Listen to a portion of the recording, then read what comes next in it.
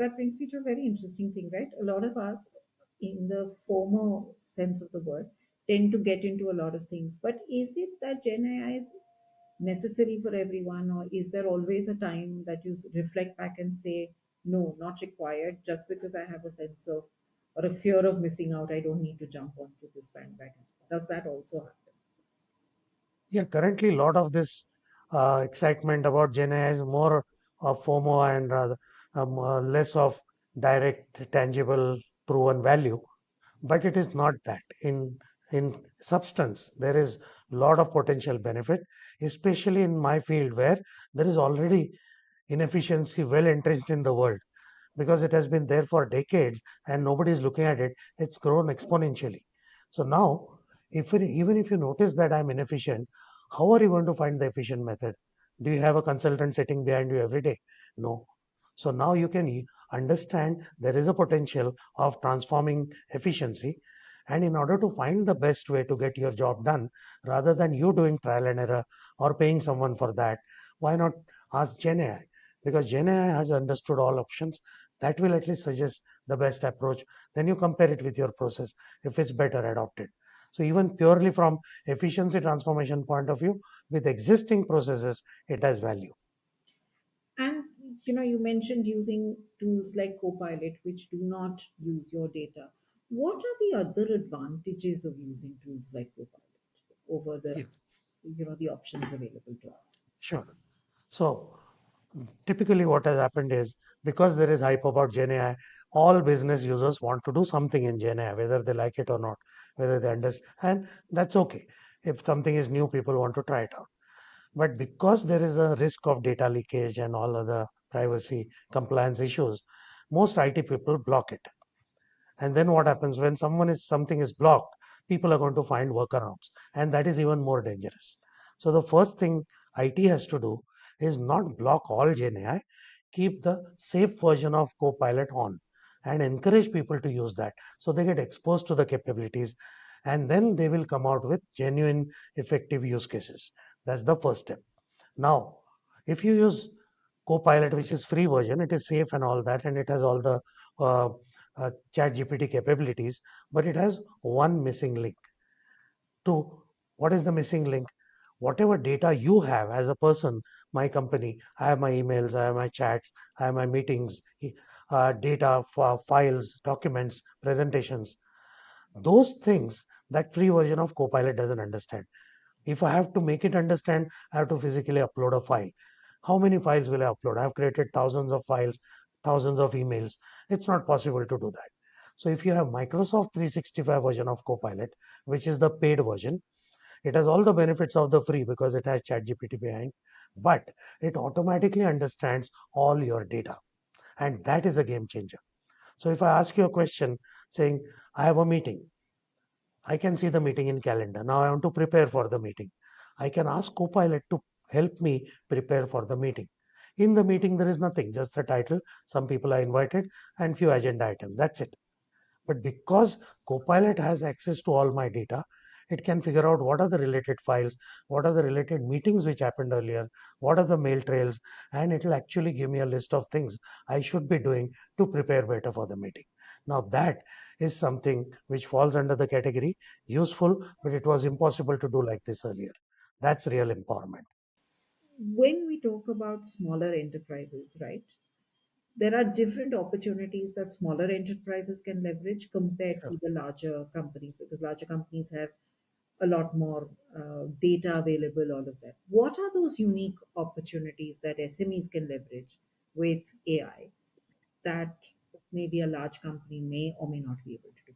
So, first of all, Copilot, as the name suggests, is your assistant. So I'm not saying you only keep Copilot and remove all your manpower. That's not what I'm talking about. But that is a common misconception and wrong thought process which many decision makers have in mind. So one of the first things from SME point of view you have to understand is in SMEs there are few leaders and lots of followers. So staff is more and decision making is concentrated with few people. And if you find something which saves time or eliminates some drudgery, the first natural thought is to reduce people. That's not the right thought. Why?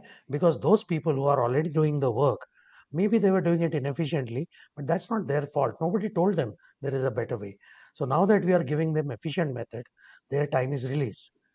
Now, those people are valuable because they have been trained in your organization. They understand your business. They know your customers. So rather than having a knee jerk reaction of removing them, try to think how you can utilize that time which is released so that you can grow more with the same staff. Because finally, everyone wants to grow, whether small or large business. And the desire to grow is much more vibrant in smaller businesses because they have higher competition, limited resources, and all that. So this is the driver. Remove drudgery, invest that time in growth oriented activities. That's the single most important mindset change leaders have to do. And one is a mindset change, but one other aspect of adoption of tech very often, whether it's AI or otherwise, is also concerns and misconceptions, right? I don't think this Yeah. can happen, or I don't know enough, etc. When you meet with organizations, what are those common misconceptions or concerns that you find repeatedly being mentioned to you when it comes to adopting AI tools? So one of the common ones is it's complex, and I wouldn't blame anyone because there is so much hype, so much confusion, so much jargon. So it is natural to think it is complex. So that's number one. It's not complex. Of course, initially there will be some teething trouble, but it is designed to be working with natural language. So in that sense, there is no barrier for entry. Second is cost. Now, obviously, everyone is worried about cost, especially smaller the business, more cost conscious. Now, everyone talks about cost, but nobody talks about benefit because cost is accrued. You just pay, that's it. But the benefit needs to be extracted, which is a longer, more effort oriented process. So, while talking about cost, you will evaluate the product. At the time of evaluation, you should identify where the benefit is. You should have a method of quantifying the benefit in terms of time saving, intangible benefits, whatever it is, and then have the ability or a conversion metrics to convert that time saving into money. And then you compare the cost with benefit. That is important. Otherwise, people just say, oh, this one is cheaper, so I'll go for it. But maybe it is cheaper because it lacks certain things which would otherwise have been useful to you and given you exponential benefit. So don't just do cost comparison and feature comparison, do benefit comparison as well.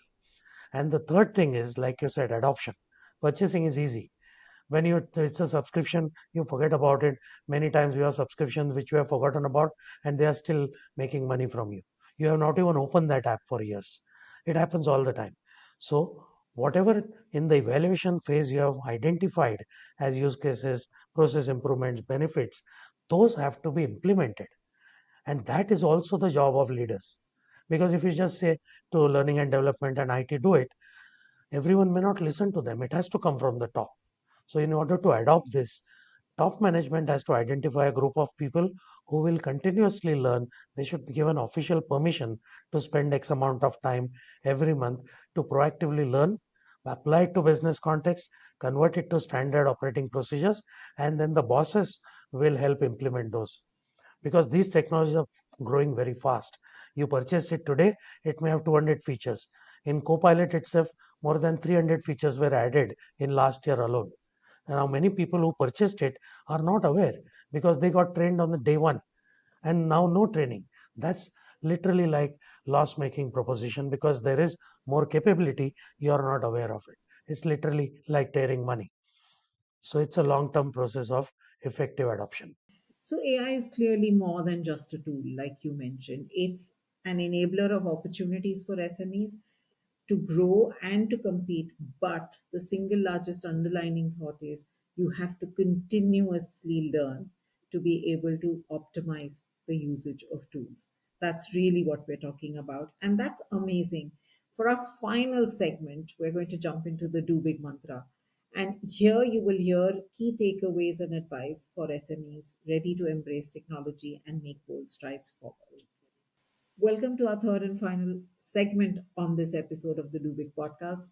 Nitin, as we wrap up, what is the one key message or piece of advice you'd like to share with SMEs about embracing AI efficiency? And I know you've said a lot, and they have so much to do. They can utilize it, embrace it, but they need to keep learning. You've said that. But what else can they do when they want to embrace AI and build efficiencies for their businesses?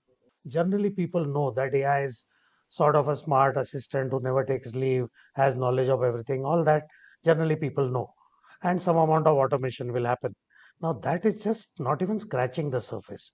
And this happens even with large enterprises. I have seen it happening with largest and best of consultants, experts as well. What the real power of this, especially Copilot, Microsoft 365 Copilot, I'm talking about, and why I'll explain a little later. Copilot is an assistant, yes. It's a sort of automation tool, yes. But I'm actually going to read a list of different roles the same Copilot can play in your life, individually as well as an organization strategically. So, because it's a long list, I'm going to read it.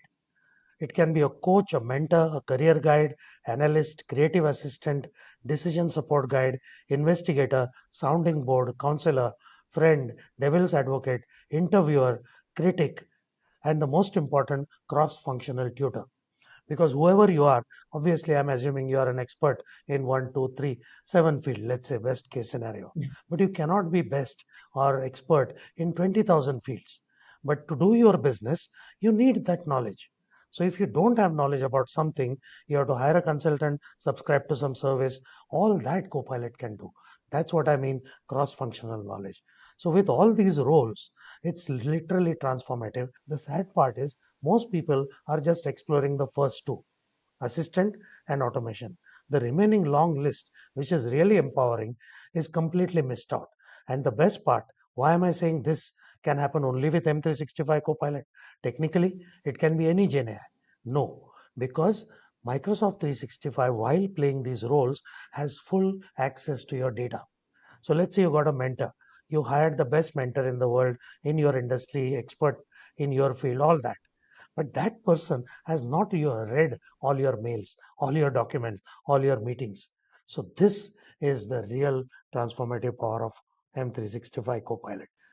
Nitin, thank you so much for sharing such actionable and inspiring insights. Honestly, I don't think that any of us must have realized. I'm sure most of our listeners, like me, are completely shocked at how much Copilot can do for them. I know as an entrepreneur, I'm going to ask you on another call to take me through the whole Copilot abilities and capabilities. But it is amazing to be able to get so much information in a conversation as short as this one. Your expertise and your passion for empowering MSMEs is amazing, and it's truly contagious. I mean, I'm already hooked onto. I'm thinking, when can I start working with Copilot? And for our listeners, I'm sure they will remember this: that whether it's operational efficiency, AI, or your own do big mantra, the future of business is only as innovative as you dare to make it. With that, thank you so much, Nitin, for joining us. And thank you so much for sharing such wonderful insights about Microsoft 365.